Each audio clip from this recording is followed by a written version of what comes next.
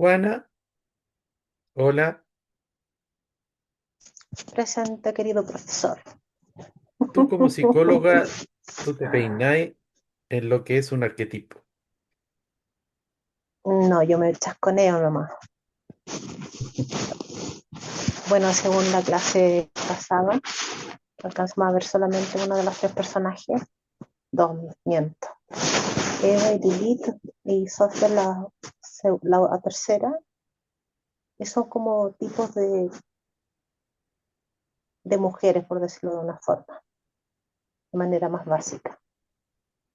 Eva correspondía al enfoque maternal, como la primera mujer, como que ejemplifica su rol de mujer como madre también, pero la primera fue Lilith, que se rebeló contra Adán Ujú. por el tema sexual. Mira, perdóname que te interrumpa, pero la pregunta inicial era si podrías definir qué era un arquetipo, así como general. La palabra arquetipo, Los arquetipos, según Jung, son como tipos claro. de personas que son universales, son roles que tienen las personas. En el caso que estamos estudiando nosotros, pues eran tres mujeres, entonces Mm, una definía como puede ser una forma, la mujer que se conoce ahora como más moderna, como más liberal. O sea, la Eva, lo que se espera de una ujú. mujer, que es como la sumisa y la madre de todo el mundo. Y supongo que vamos a llegar a lo que es la sabiduría, que es Sofía, que es como el conocimiento, que eh, es como el equilibrio de ambas dos, podría mencionarlo de esa forma. Y Claro, correspondiendo a lo que hablaste anteriormente, tiene que ver con bueno, yo lo veo desde este punto de vista siendo mujer, que tiene que ver a través del autoconocimiento, porque mencionabas que uno de las, ¿cómo se podría decir? Uno de los cuestionamientos que tenía Eva era con respecto a la duda. Y a sí, través de la duda uno puede llegar al autoconocimiento. sí, mira, en el fondo, esta pregunta inicial tiene que ver de qué entendemos como arquetipo, porque eso es fundamental. Entender primero que nada qué son los arquetipos. Y es muy interesante saber de dónde viene ese concepto, que claro que viene de Jung, es lo que más se conoce, ese concepto de arquetipo. Y Jung decía que, aquí anoté, de acuerdo a un video que vi, porque la niña de ese video decía unos conceptos clarísimos, que son fuerzas invisibles, sí, son simbólicas, fuerzas invisibles simbólicas, son patrones, patrones psíquicos, son moldes, como decía Eduardo, creo que dijo que moldeaban, sí, modelan, moldean, y son estructuras predeterminadas de la psiquis. Ya, nosotros somos un ente psíquico, incluso más que un cuerpo, mucho más que un cuerpo, que un yo. Bueno, el yo es parte de ese constructo psíquico. Eso es lo que somos. Ahora, hay una esencia espiritual que en definitiva la desconocemos. Está presente y es lo que en esencia y realmente somos, pero está como en desconocimiento. Lo que sí podemos reconocer es la estructura de nuestra psiquis, de nuestro material álmico. Por eso, esta estructura psíquica que son los arquetipos, ya conforman nuestro inconsciente colectivo. Están ahí en nuestro inconsciente colectivo. Entonces, hay un software que todos los seres lo tienen, todos los humanos, todas las personas tienen un software y está constituido por los arquetipos. Todas las personas tienen instalado esta estructura, estos poderes psíquicos. Y, y hay varios y se pueden reconocer. Están los arquetipos del héroe, el arquetipo del creador, del creativo, el arquetipo del sanador, el arquetipo del mago, el arquetipo del rebelde, el arquetipo de la madre, del padre, del hijo, el arquetipo del monstruo, el arquetipo de la sombra, el arquetipo del bien y del mal. Todos esos son arquetipos. ¿Por qué Jung se dio cuenta que no había solamente un inconsciente personal que aprendió de Freud? Porque él, atendiendo a sus pacientes, se dio cuenta que los pacientes a veces hablaban de sueños y aparecían imágenes y relatos en esos sueños que tenían un trasfondo común. Y también de distintas culturas, de distintos países, a veces aparecían los mismos símbolos. Y lo más raro es que él después empezó a estudiar que estos símbolos aparecían en esas hipnosis, en esos sueños de personas que jamás en su vida habían tenido contacto con esas imágenes y con esos simbolismos. Voy a poner un ejemplo. Imagínense con una persona en Francia que no tenía idea. Bueno, en ese tiempo era muy difícil tener idea de otras culturas, a menos que uno fuera muy culto. No es como en Internet que ahora hay una información colectiva. Y a lo mejor soñaba con el yin yang, con ese símbolo. Y Jun ahí anotaba, oh, ¿y usted sabe qué es eso? Usted me dijo que había un círculo que tenía una mitad negra, una blanca, y él decía, no, no tengo idea. Ya esto es igual a un símbolo que hay en Asia, o sea, en Oriente, en China, ya, en Corea. O de repente otro paciente le relataba un sueño que salían simbologías también de pueblos de América, cosas así, una serpiente emplumada, y después veía que se daba cuenta que en distintas culturas y tradiciones aparecían símbolos en común, que la cruz también aparecía en culturas de América, que la cruz también estaba antes del cristianismo, que la cruz también estaba en otros pueblos muy lejanos de Occidente, y así, así, así. Ya, y ahí él habló del inconsciente colectivo.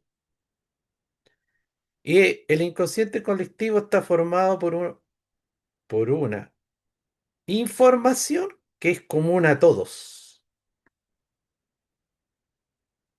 Entonces, ¿quién programó, quién nos programó nuestra psiquis?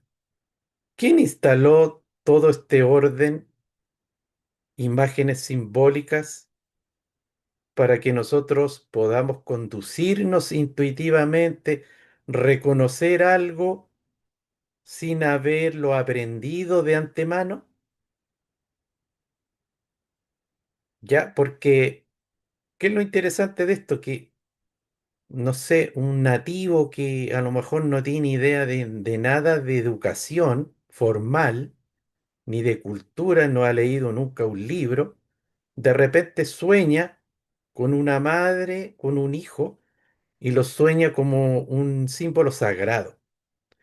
Y a lo mejor anda en la selva y ve a una madre con su hijo por primera vez y intuitivamente hay una información simbólica que le llega, reconoce algo, intuye, recibe una información. Otra cosa interesante es que los mitos de todas las culturas ya aparecen estos arquetipos. En los mitos de todas las culturas aparece el héroe, por ejemplo. Hay héroes en la mitología nórdica, hay héroes, yo creo que en los cuentos de los aztecas, en los mapuches que tenemos el héroe también como arquetipo. ¿Se dan cuenta que está el héroe en todos lados? Está también como el monstruo, como un ser maligno, un demonio que hay que derrotar. En muchas mitologías aparecen estos seres monstruosos y sobrenaturales. Eso también es un arquetipo en común. Seres sobrenaturales que no son humanos. Por eso, nosotros tenemos que reconocer en nuestra propia psiquis los diferentes arquetipos y con cuáles nos identificamos más, porque todos nosotros tenemos como una integración o nos identificamos y nos complementamos más con algunos arquetipos más que otros. Y eso también tiene que ver con qué vamos desarrollando en nuestra vida. Una inclinación. Entonces, este inconsciente colectivo está lleno de archivos universales. Y como dije, es un software en general, que todos lo tenemos. Estructuras psíquicas comunes, ¿ya? Ahora, yo les pregunto, ¿quién creó todo eso? ¿Quién instaló esa información en general? Porque también a través de esa información hay una programación,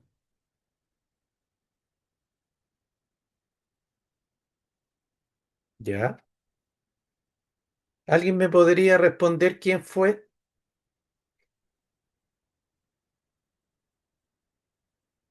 para seguir la clase? Me imagino que es lo que llamamos Dios. Claro. ¿Bien que eso es fácil la respuesta? Mm. Dios. Ahora, lo interesante de estas clases y como mucha información que está apareciendo en estos tiempos es que nosotros tenemos un concepto de Dios en común y eso es una programación. ¿Por qué? ¿De dónde viene esa programación? Bueno, viene de las religiones en las cuales nosotros nos hemos desarrollado, hemos nacido y se nos transmitió. Eso es una idea, una creencia. Y lo interesante de esto también es que todo lo que nosotros creemos saber fue una información instalada, ni siquiera es la gran verdad. Nosotros no nos movemos por la verdad, sino por una información. Y esa información ya fue escrita, modelada, fue estructurada, fue pulida, fue filtrada para poder ser entregada a las personas para que todos creyeran lo mismo.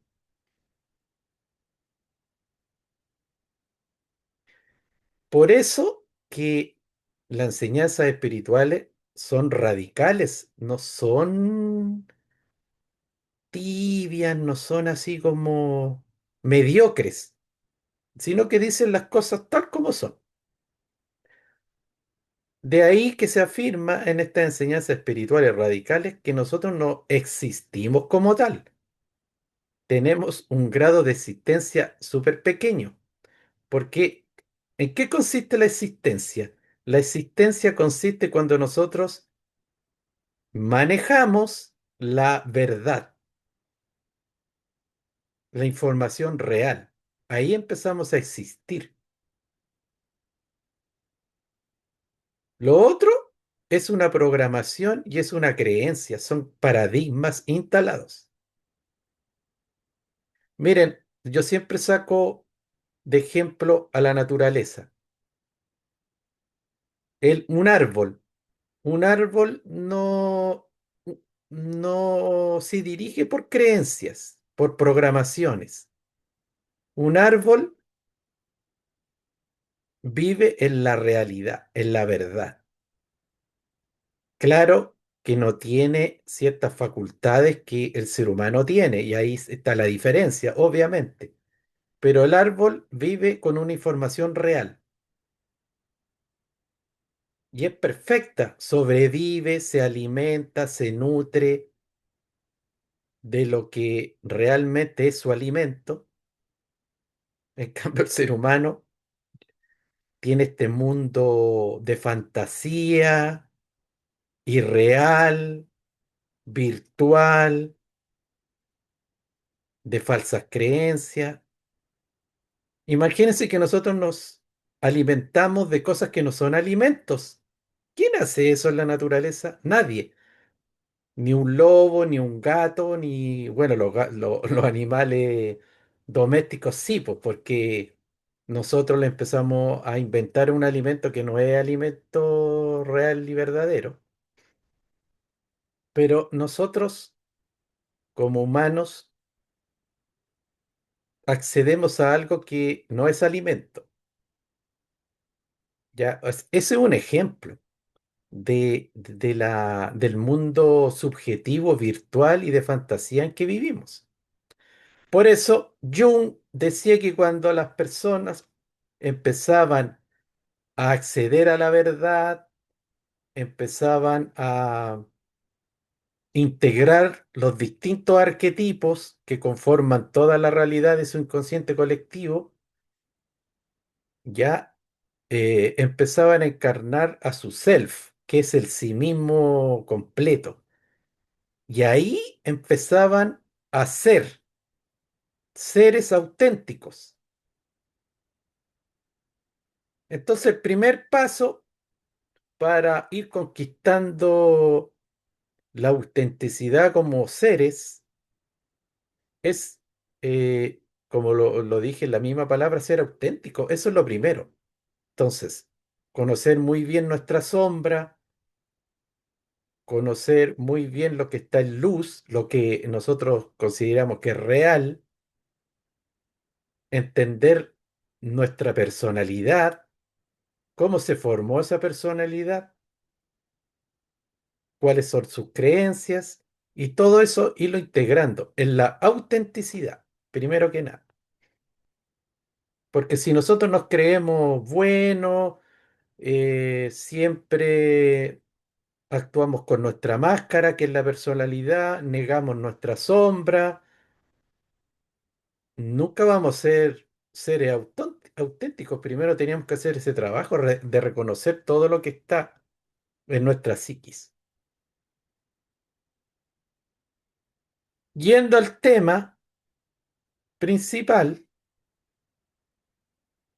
¿por qué es práctico, importante, interesante entender estos tres arquetipos femeninos de Lilith, Eva y Sofía?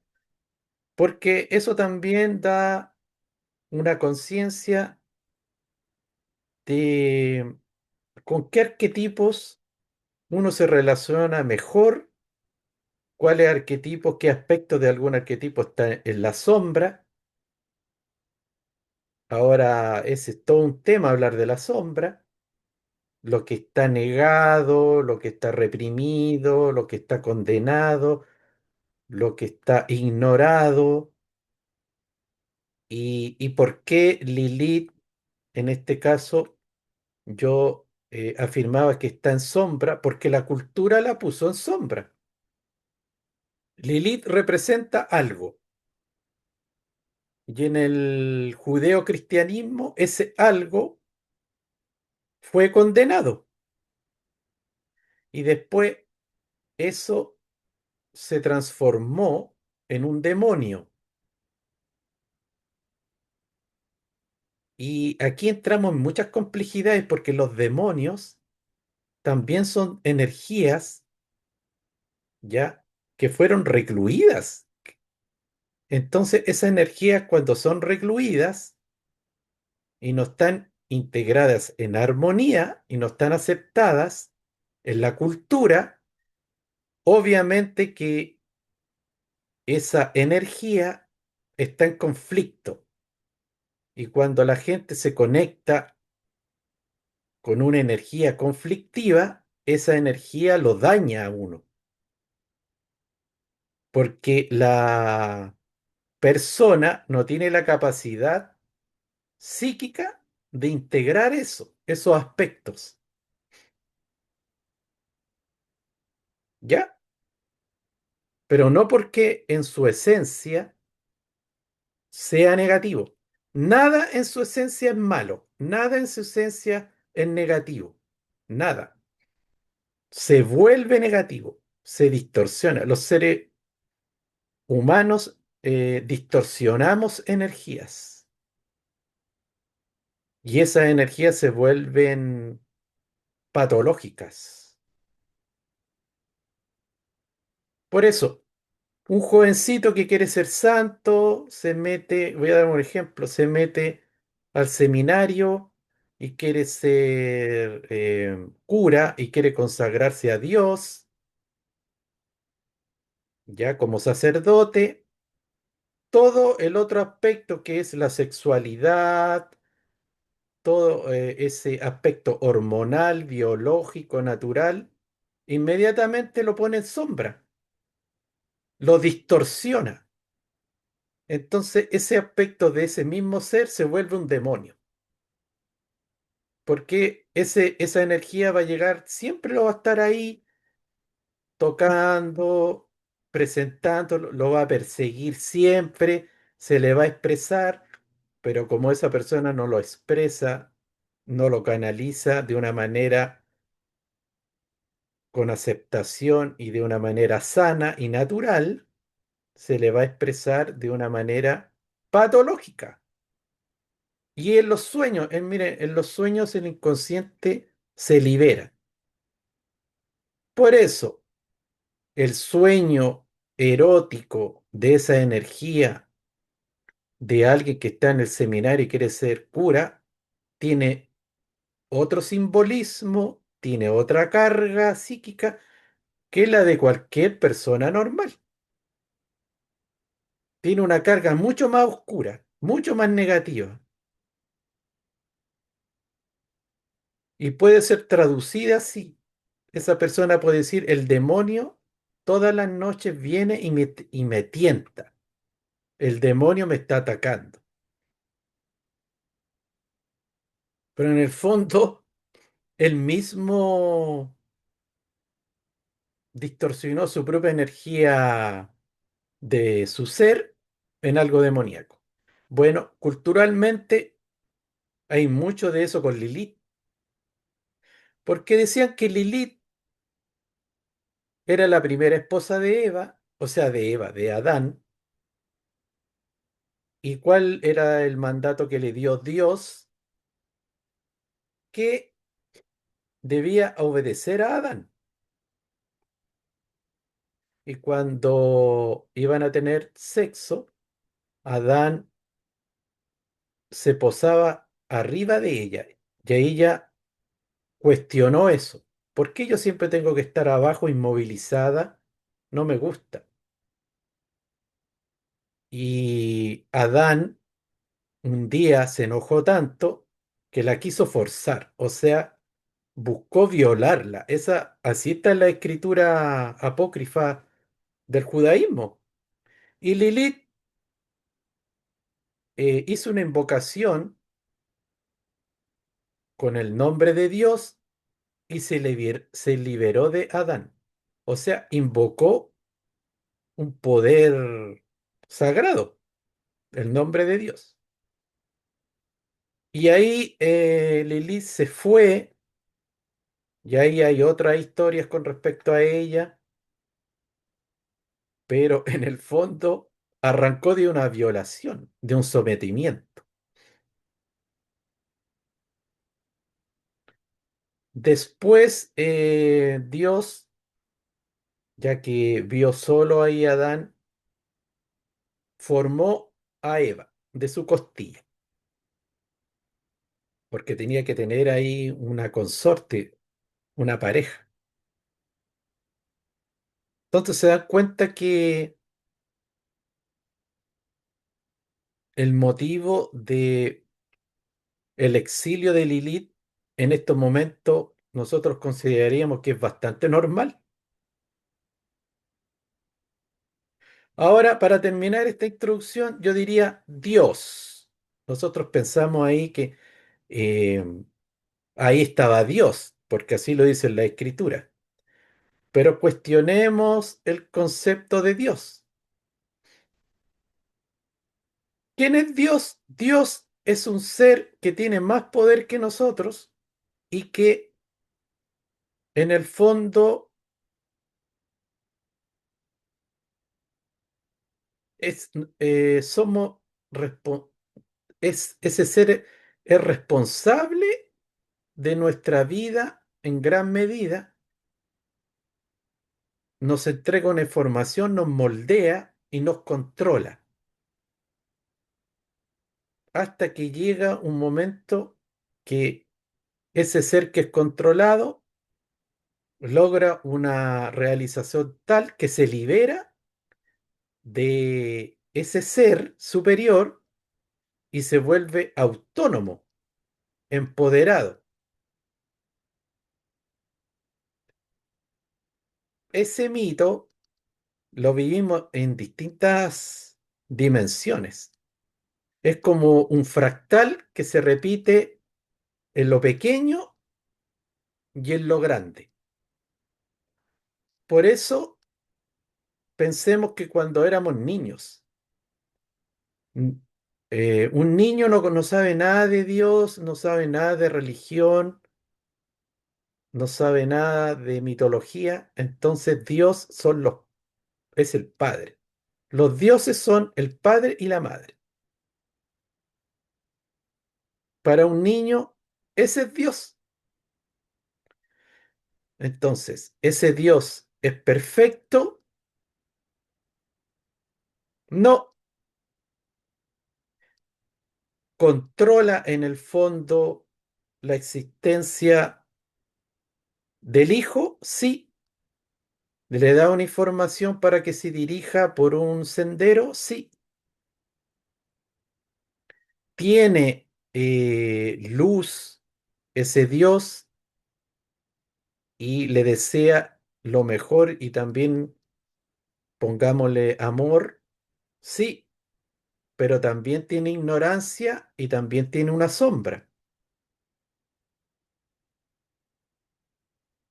Ese Dios que es el Padre para el Hijo cree saber lo que es bueno, cree saber lo que es malo y eso se lo implanta como información al Hijo. Hasta que el Hijo después se da cuenta que no hay tal perfección. Cuando empieza a creer, a despertar conciencia, se da cuenta, oye, pero esto que como es mi padre, aquí hay incoherencia también, aquí hay inconsecuencia. No, esto es mentira. Me di cuenta que esto no es tan real. Y ahí el hijo empieza a despertar una conciencia del bien y del mal y empieza a cuestionar a Dios. Y se empieza a liberar. Y ahí primero hay una etapa de rebeldía, de búsqueda de independencia. Y si el ser madura, llega a una aceptación y ya también deja esa rebeldía contra los padres, esa reacción, y viene una aceptación y un agradecimiento, porque ahí integra la experiencia. Bueno, eso también ocurre con los dioses, los que crearon la raza humana, los que crearon el cuerpo, no son pura perfección, sino que son unos seres que son, en este caso, podríamos decir, superiores a su creación y lo empiezan a conducir con una información dada, ya, hasta que ese ser se conecte con su propia esencia y se libere y se independice de estos seres. Así que los que vieron la película de Steven Spielberg pueden entender que como raza humana nosotros somos una creación de unos seres superiores, pero les podemos llamar Dios. Bueno, siempre fueron llamados dioses. Los pueblos antiguos cuando llegaban seres con una luz, bajaban de luces del cielo y tenían poderes y entregaban mucho conocimiento de sanación, de tecnología, de magia, de poderes psíquicos. Y también hacían abducciones a algunas personas, porque hay abducciones negativas y hay abducciones que potencian cualidades en los humanos, ¿ya? Ya, esos fueron considerados dioses. Lo interesante del paganismo, que ellos no ponían que había un solo Dios absoluto y perfecto, sino que hay varios dioses. Y cada uno de esos dioses tenía una misión en particular y eran como distintos arquetipos, también universales. Entonces estaba Apolo, que representaba algo, estaba Afrodita, que representaba otra cosa, y tenían como dominio en ciertas áreas de la existencia. Estaba Dionisio, que era otra, puros dioses. Así que uno de los grandes despertares en este momento es entender que hay muchas jerarquías en el árbol de la vida, muchas dimensiones, muchos dioses, y nosotros somos creaciones ya en los distintos niveles de diferentes dioses. Y los más básicos fueron nuestros padres carnales. ¿Por qué no los consideramos dioses si en algún momento sí los consideramos dioses? Porque crecimos en algo, nuestra psiquis, nuestra psicología entendió algo y se liberó de una creencia y ya no los vemos como dioses. Bueno, eso mismo tenemos que hacer con estos otros dioses que, no sé, crearon el ser humano como una raza cósmica, porque el humano es una raza cósmica, no es un cuerpo físico. Entonces, estamos humanos y fuimos creados por otras razas. Incluso se dice que los pleiadianos ahí tuvieron una gran injerencia en la creación de la raza humana, y hay otros, y cada vez más arriba es como más pura, hasta llegar a la fuente misma que creó, bueno, creó la existencia total, que es la mónada divina, que claro que tiene una pureza y una, podríamos decir, perfección divina, digamos absoluta, pero esa mónada después se fue diversificando y se fue conformando en distintas razas y en distintos niveles hasta llegar a la materia, que es lo más denso y lo más alejado de esa pureza divina. De ahí que se dice que hay un Dios que creó la materia, el mundo material, y se ha denominado el demiurgo, y para muchos pueblos y mucha espiritualidad antigua, dicen que es un dios ignorante, malvado, y que creó todo este mundo material para atrapar a la mónada divina en él, ¿ya? Y él está desconectado de la fuente y que tiene unos guardianes que se llaman arcontes, y esos arcontes tienen la misión de que las almas sigan ahí en esta estructura material, sigan alimentando a estos mundos densos y no escapen, ¿ya? No se liberen hacia otros reinos más sutiles. Lo interesante es que, claro, uno puede decir, bueno, y ese demiurgo es malo, y uno podría decir, sí es malo, y otro puede decir, pero también es bueno por esto, sí, también es bueno. Y ahí llegamos a una complejidad. En este plan divino, ya hay una programación donde está lo bueno y lo malo. Y este plan divino es bueno y es malo. Y si es bueno y es malo, no es ni bueno ni malo. Es lo que es. Y ahí, cuando nosotros empezamos a adquirir esa conciencia neutral y trascendente, empezamos a liberarnos en gran medida de el condicionamiento, ¿ah? Miren, nosotros estamos en un plan divino, en un juego. Esto también es nuevo y es muy interesante y muy certero definir como nuestra existencia como un juego, porque si es un juego, porque tiene todos los componentes de un juego. Así que veamos la existencia como un tablero de ajedrez. Y en ese tablero de ajedrez hay fichas negras y fichas blancas. Y si faltara una de esas fichas, el juego estaría imperfecto. Así que ahí están las fuerzas adversarias a que el hombre despierte, se libere, se reconecte con su esencia divina, y están las otras fuerzas que sí buscan eso, ¿ya? Y una sin la otra impedirían el despertar de la conciencia, real y verdadero, porque necesitamos ese juego de dualidad como base para despertar y trascender. Si no existe estas dos fuerzas que están así como en un magnetismo eterno, ¿ya?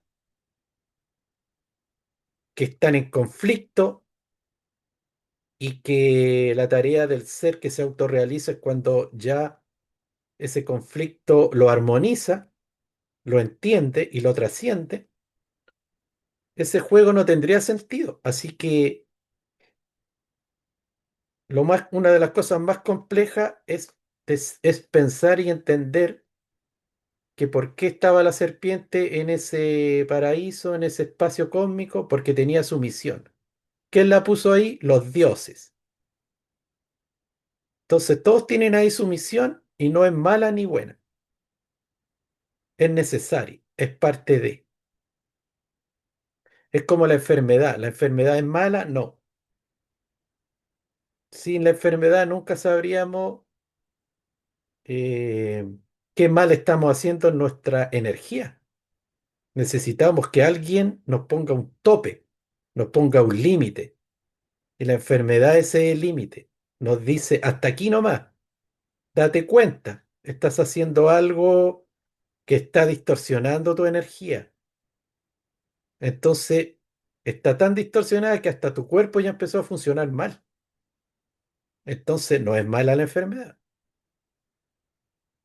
Eso para entender un poco la misión del bien y del mal en este juego, en este plan divino. Ahora vamos a compartir.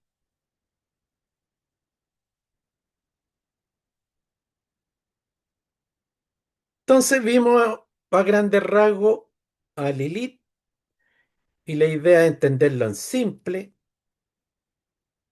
Mire, esta clase al final da, pero al final da unos ejemplos muy simples y prácticos cotidianos de cómo se pueden ir trabajando estos arquetipos. Pero empecemos con el mito. Eva, en el libro de Génesis como la primera mujer creada para acompañar a Adán, su historia está asociada al jardín del Edén, el árbol del conocimiento y la expulsión del paraíso. Eva ha sido interpretada como símbolo de el origen de la humanidad, obvio, los primeros padres de la raza humana, la curiosidad y la búsqueda del conocimiento. O sea, Eva, aunque se puede decir que aceptó a Adán de una manera vulgar, podríamos decir, me gustó Adán y lo acepto. No entró en ese conflicto como Lilith, ¿ya? Pero ella también representaba la curiosidad. Tenía ahí una intuición de algo más, un deseo. Imagínense que todo en el universo se crea por un deseo, lo bueno y lo malo. El deseo de crear, el deseo de co-crear, el deseo de producir armonía.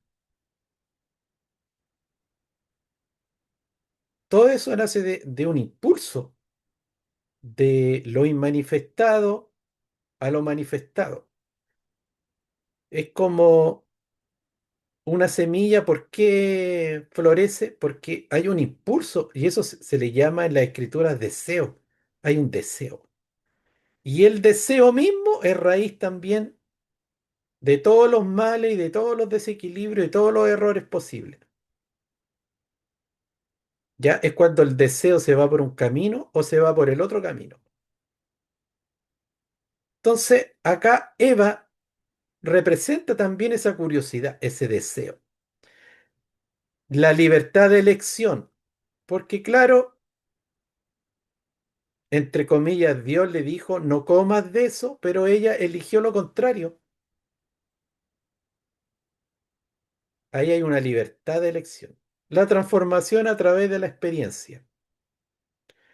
¿Y qué conlleva eso? Una experiencia.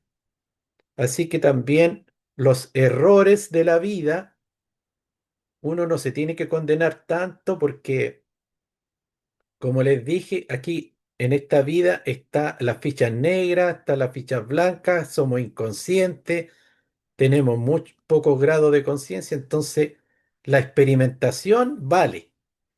Una persona que elige 1000 veces se equivoca 500, después es una persona más sabia que el que elige 20 y se equivoca 10. ¿Quién aprende más? ¿Quién tiene más experiencia? ¿Quién madura y despierta más conciencia? El que se atreve. La transformación, ya. La conexión con la naturaleza y la fertilidad. ¿Eso por qué? Porque Eva después queda embarazada y ahí nace la humanidad. Entonces está muy relacionado también con eso de los mitos de fertilidad. Por eso que puse esa imagen que salen toda la naturaleza en su máxima expresión y sale como la gran madre, la primera madre que fecunda. El arquetipo de Eva, desde la perspectiva de la psicología analítica de Carl Jung, Eva puede entenderse como una manifestación del arquetipo de la Gran Madre y de la mujer primordial. Sus aspectos luminosos incluyen la nutrición y cuidado, a diferencia de Lilith, que Lilith no es un arquetipo de la buena madre. Lilith tiene conflicto con la madre, con el cuidado. Imagínense que hay unas mujeres que después han sido cuidadoras toda la vida, después cuidan a la mamá, cuidan sobrinos, cuidan a la abuelita. Está súper conectada con eso, con el cuidado, con la nutrición, con crear un hogar que sea cálido, que sea nutricio, nutritivo.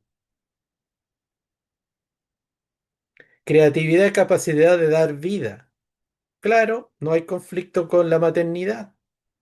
Sensualidad y conexión con el cuerpo.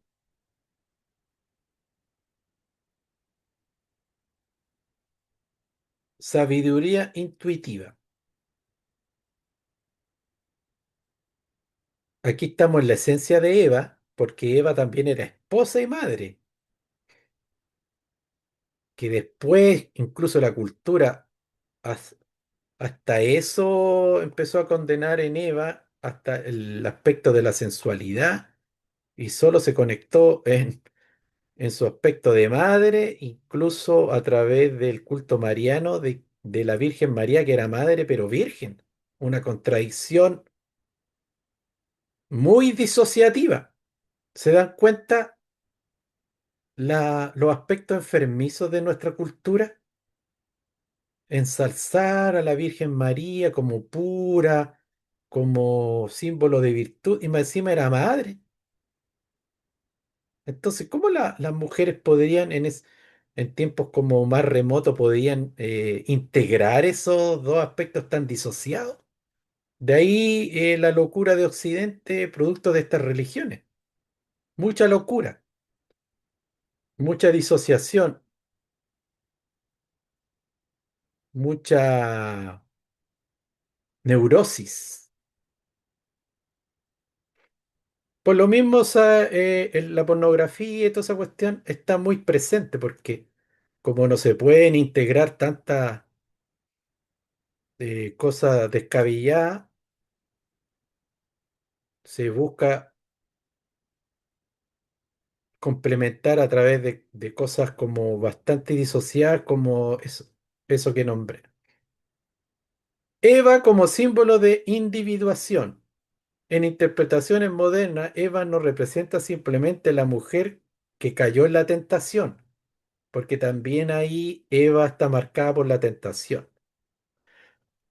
También simboliza el momento en que la conciencia humana abandona la inocencia inconsciente para adquirir conocimiento, responsabilidad y autonomía. O sea, el acto de considerar lo que la serpiente le estaba ofreciendo ya es abandonar esa inocencia inconsciente para adquirir un conocimiento, responsabilidad y hacer un acto autónomo. Y eso también conlleva ese despertar que estamos hablando. Desde esta mirada, comer el fruto prohibido representa el despertar de la conciencia, el paso de la dependencia a la libertad, el inicio del desarrollo psicológico y espiritual.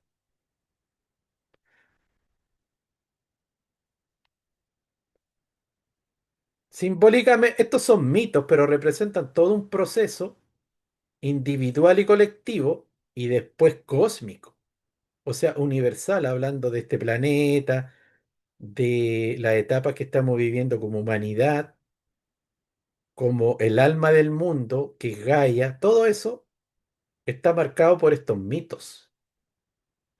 Si la serpiente despierta a Eva para que sepa diferenciar el bien y el mal y que pueda comprender a los dioses y ser como Dios, cosa que estaba prohibida, ahí empieza un desarrollo psicológico espiritual de proporciones. Y cuando uno percibe el bien y el mal, muchas veces elige el mal, porque en ese despertar de conciencia inmediatamente aparecen las dos fichas. Es como que aparece ese angelito blanco y el angelito negro. Ya aparece también la tentación de actuar de manera absolutamente egoísta, individualista y ególatra. Ya, y en ese despertar muchas veces uno elige ese camino. Lo interesante es que después sepa comprender las consecuencias de eso y reciba la información exacta.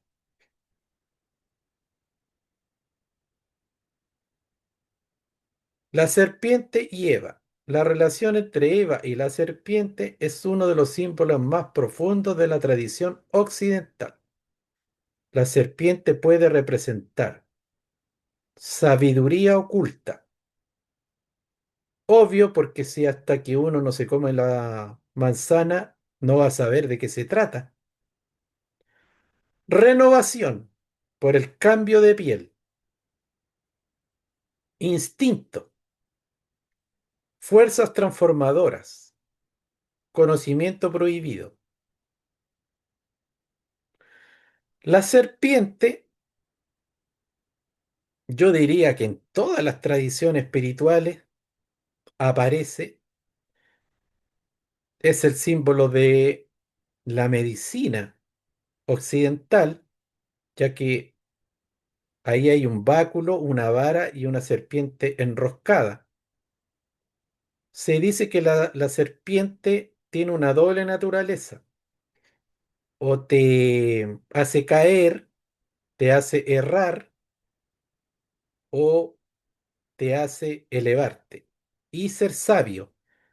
O sea, la serpiente es un conocimiento. Depende de cómo tú integres ese conocimiento, es el resultado. Por eso que aparecen siempre en los símbolos estas dos serpientes enroscadas. Muchas veces aparece una negra y una blanca que se enfrentan. Ya es ahí la relación del bien y el mal, de la polaridad, del yin yang, que están siempre entrelazados y pueden estar en un conflicto y un enfrentamiento eterno, pero también pueden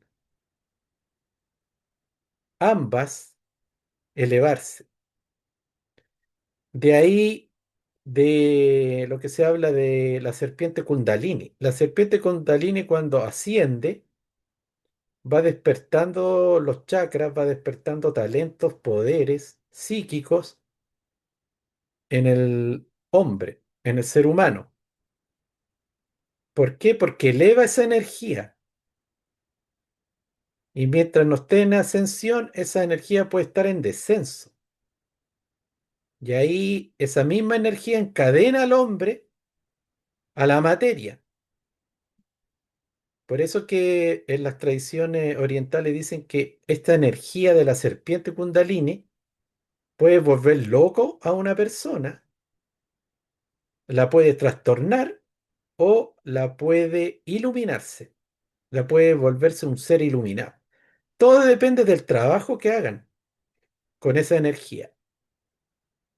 Por eso el yoga, los yogis, como Buda, fueron seres que conducieron esa energía, la exaltaron, la elevaron y despertaron ese kundalini y llegaron a la iluminación.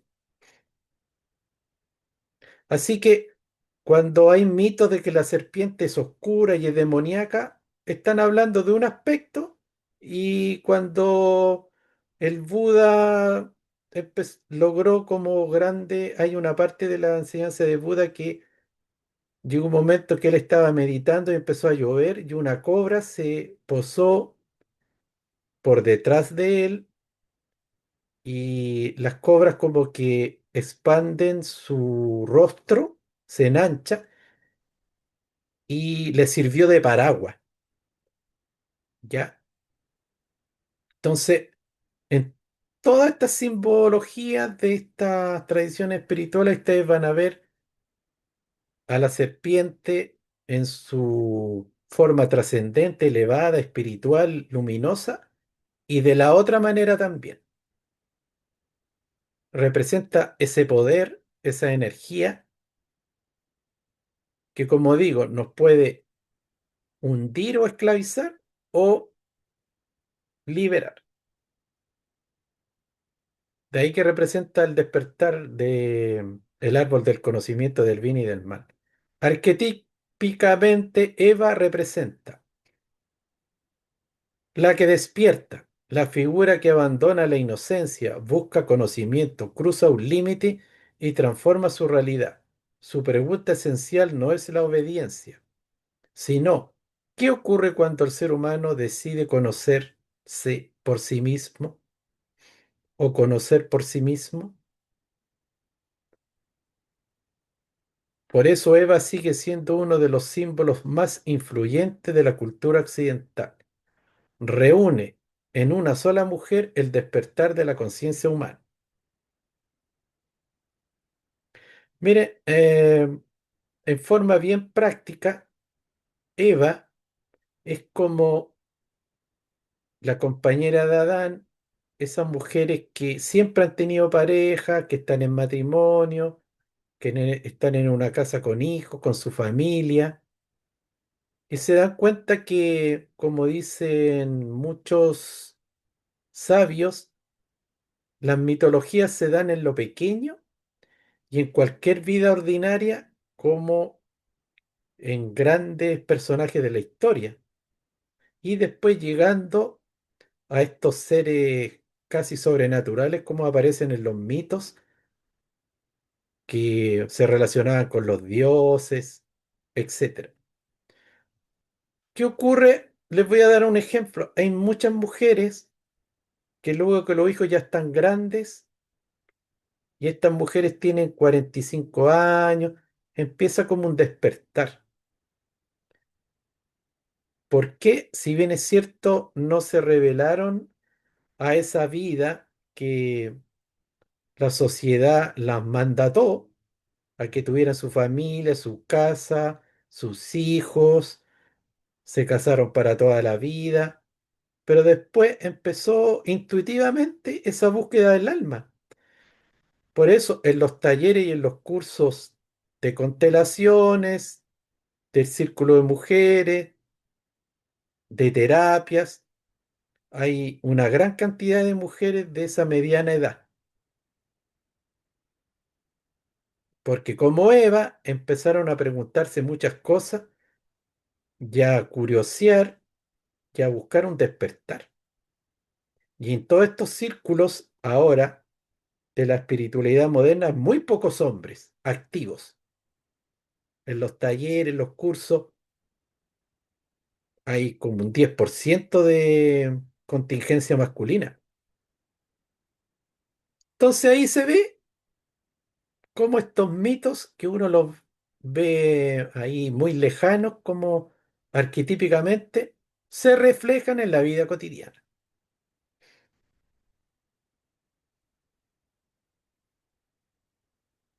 La mujer en estos momentos tiene más curiosidad, más sed de estos temas, se cuestionan más, conversan, se comunican que los hombres. Eva, en la experiencia humana, característica, representa la vida en dualidad, bien y mal. Vínculo con la culpa, el aprendizaje y la experiencia. La mujer tradicionalmente carga esa culpa de Eva. Se transmite de manera inconsciente, mucho más que el hombre. Podríamos dar muchos ejemplos al respecto. El hombre siempre ha tenido más libertad para hacer y deshacer en una serie de cosas, incluso apoyado por la ley.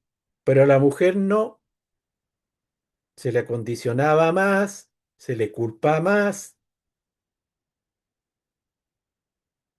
¿Para qué decir en esos pueblos árabes que ustedes saben que cuando había un acto de adulterio condenaban y apedreaban a la mujer y al hombre no? En las leyes también ahí se ve una disparidad. Entonces, ese vínculo con la culpa es ancestral y viene de esos mitos. Entonces, porque Eva desobedeció, porque Eva comió este fruto, fueron expulsados del paraíso y el hombre a trabajar con el sudor de su frente por conseguir el pan diario y la mujer a parir con sufrimiento. Todo eso ya por culpa de Eva. Arquetipo de la mujer social y relacional. Aspectos en sombra, culpa y autojuicio. De ahí que está esa energía ancestral que la mujer es mucho más culposa que el hombre. Obvio. Dependencia emocional. Ya no como la Lilith, que es independiente. Eva es mucho más dependiente. Ahora, bueno, hace un poco de tiempo se está promocionando la independencia de la mujer y eso es muy bueno porque cuando la mujer puede y logra no ser dependiente del hombre, adquiere un poder y ese poder es súper bueno para negociar una buena relación. Muy bueno. Está en igualdad de condiciones en algún aspecto muy importante como la dependencia económica, porque toda la gente cambia y no se puede vivir en base a un futuro imaginario de que todo siempre va a estar bien. Repetición de patrones. Ya es repetir una tradición, repetir, ni siquiera pensar por qué, tiene sentido, es parte de mi esencia, no. Repite, repite, repite la tradición, el mandato. Entonces, uno de los aspectos de su trabajo interior es sanar la culpa y el sacrificio. Eso que muchas mujeres también lo tienen como un programa, pero instalado a fuego, es el sacrificio. Es como que espían sus culpas, como que logran la santidad a través del sacrificio de todos y por todos. Tomar responsabilidad de las elecciones. Equilibrar dar y recibir. Eso sería como un objetivo ya de equilibrio entre el dar y el recibir. Y la clave evolutiva de la culpa a la conciencia.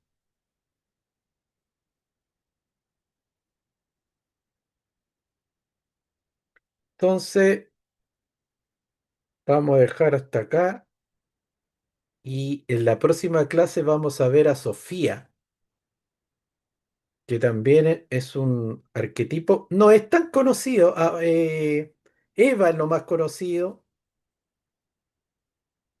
que nosotros recibimos de la tradición y de la cultura, Lilith también un poco, pero Sofía no es para nada conocida en nuestra cultura. Corresponde más a unos mitos apócrifos, pero también es interesante.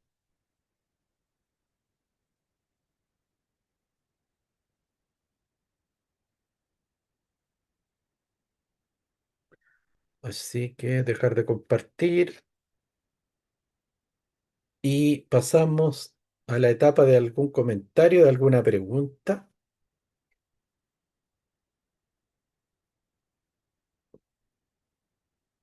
Quedaron plop.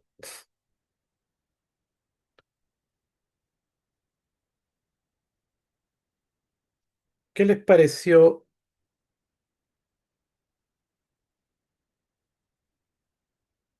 esto que vimos de Eva?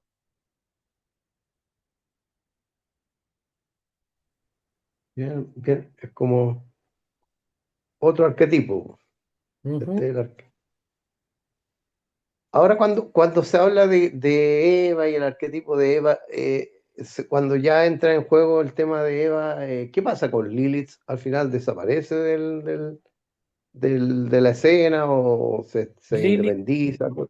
Lilith queda recluida como un demonio, ¿ya?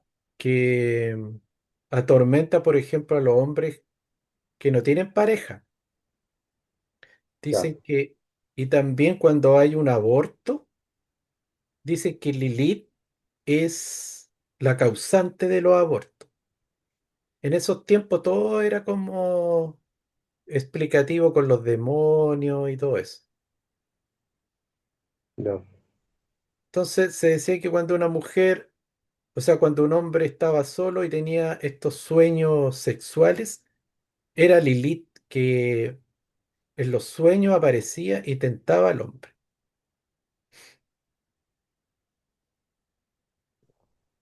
Y claro, queda recluido ahí en el terreno de lo demoníaco. Pues ya hay varios demonios, o sea, con hartos nombres. Ujú. Porque la tradición judía y judía cristiana, sobre todo en el judaísmo, están los nombres de todos los demonios y a qué corresponden. Entonces ahí aparece obviamente Lilith. claro.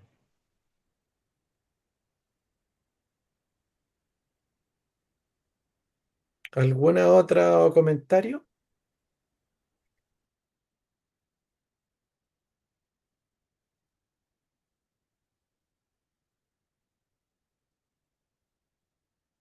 Nada aparece.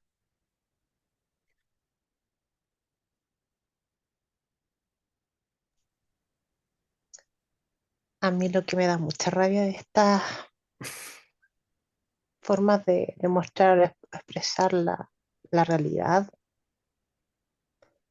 es que a las mujeres las muestran o muy puritanas o muy del otro polo. Eh, y el tema del castigo, las mujeres siempre castigadas, los hombres nada, tanto con Adán como lo que hizo con Lilith, como lo que mencionabas tú con el tema del apedreamiento. Y es por ponerme feminista, pero encuentro que todo tan machista que no sé, Miguel, tú que has leído tanto, ¿hay alguna explicación con respecto a eso? Sí, la explicación incluso la dimos en la primera clase, que nosotros somos hijos de la época, de nuestra época. Antiguamente, las primeras culturas eran matriarcales. Las que iniciaron la raza humana aquí en este planeta eran matriarcales. Después vino el patriarcado y ahí a ver, esa cultura patriarcal está todavía vigente. Por eso que hay investigadores y hay gente que ha escrito libros de, claro, de esa, esos pueblos primigenios del planeta que donde la imagen de la gran diosa era como superior, como que adoraban a la diosa. Y entonces son pueblos muy antiguos, muy antiguos. Y hay algunas figuras de esta gran diosa que era como bien gordita y estaba embarazada, ya, y se encontraban en, esos, en las primeras razas que poblaban la tierra. Entonces, luego vino el patriarcado que tiene una raíz religiosa, viene de ahí, después eso pasó a la política y después pasó a cómo se conducía la sociedad. Y es un Sí, patriarcado, ahora ¿por qué? que con Porque lo que con... tú mencionas tiene que ver con el tema de los judeocristianos, que es nuestra Mm, herencia. religiosa. Y ahora me está acordando con lo que mencionabas que hace poco, no me acuerdo qué tribu era, África, no me acuerdo en qué parte, era netamente matriarcal y ellas mantenían todo, el lenguaje, las creencias, pero creo que todavía existen algunas por ahí. Claro, ya habían pueblos paganos también que no eran tan patriarcales, sino que había como mucha más igualdad en ciertos niveles. En Egipto, porque en Egipto, si bien es cierto, estaba el faraón, pero las mujeres que estaban ahí también en ese nivel tenían una gran preponderancia en muchas cosas. Y también los celtas, o sea, claro, los celtas y los vikingos también, ya habían muchos grados de igualdad entre hombre y mujer, mucho más que lo que vino con el judeocristianismo. El judeocristianismo es bastante patriarcal, jerárquico y religiosamente ahí se, se impusieron estos arquetipos por sobre otros. Así que somos también resultado de una época, pero eso se está yendo porque eso también representa a la Piscis. Y Acuario viene con otra impronta, con otra conciencia. ¿Ya? Ahora, Acuario, que es conocimiento, no quiere decir que todo es súper espiritual y todo, ¿no? Hay que verlo también en su mérito. Todo lo que es tecnológico, conocimiento técnico y muy tecnológico, la IA, todo eso pertenece a Acuario también, ¿ya? Y eso hay que manejarlo súper bien, porque si no, también deshumaniza. Bueno, hasta el próximo martes entonces y seguimos con el arquetipo de Sofía. Ya, Miguel, buenas Ya noches que a estén todos. bien. Gracias. Chao, gracias. Que estén muy bien. Chao.